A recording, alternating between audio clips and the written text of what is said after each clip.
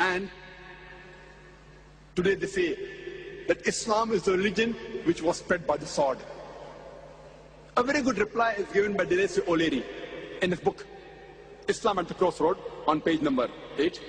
It says that history makes it clear that the legend of fanatical Muslims sweeping across the world, forcing Islam at the point of the sword over conquered races, is the most fantastic myth that historians ever repeated. Zakir Naik is a very famous historian. He says that history makes it clear that the legend of fanatical Muslims forcing Islam at the point of the sword over conquered races is the most fantastic myth that historians ever repeated. We Muslims, history tells us, ruled Spain for about 800 years. We didn't do our job. We didn't do dawah. Later on, the Crusaders came, we wiped out. There was not a single Muslim who could openly give the azan.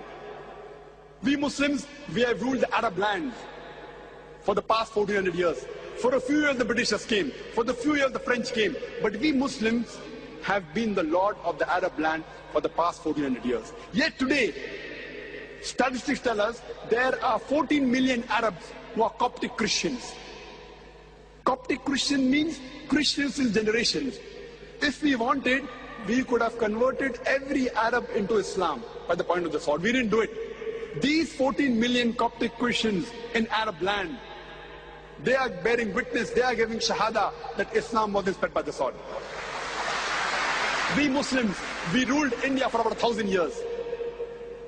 Today, more than 80% of the Indians, they are non-Muslim. If we wanted, we could have converted every Indian at the point of the sword. We didn't do it. Islam does not give us permission. These 80% non-Muslim Indians, they are giving shahada. They are bearing witness that Islam wasn't spread by the sword. Which Muslim army went to the east coast of Africa?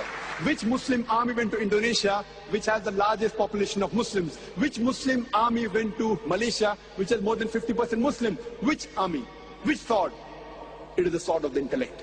As Allah says in Surah Nahl, chapter number 16, verse number 125, Udu ila sabili rabbika bil-hikma wal ma'uditil hasna wajadilhum billati ahsan. Invite all to the way of thy Lord with wisdom and beautiful preaching, and argue with them and reason with them in the ways that are best and most gracious.